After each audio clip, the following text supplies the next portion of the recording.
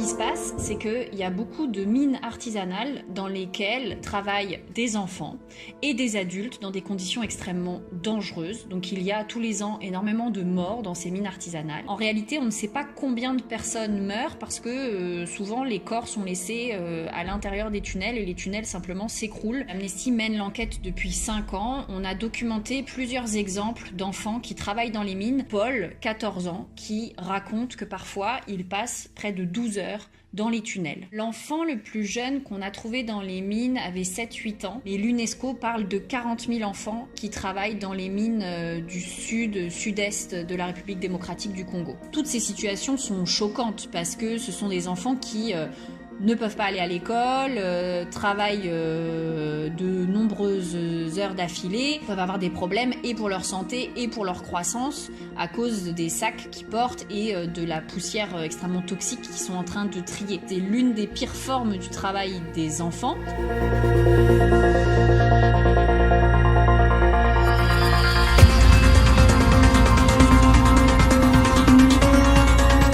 Après, c'est beaucoup d'engagement, donc il y a beaucoup de promesses. Les autorités congolaises n'ont pas beaucoup de moyens pour déléguer et envoyer des inspecteurs du travail dans les mines artisanales. Un chercheur d'Amnesty s'est rendu récemment sur le terrain. Il a participé à un grand forum avec les autorités congolaises, les entreprises, etc. Il est allé sur les mines à côté de ce forum et il a encore vu une quarantaine d'enfants qui portaient des sacs de cobalt.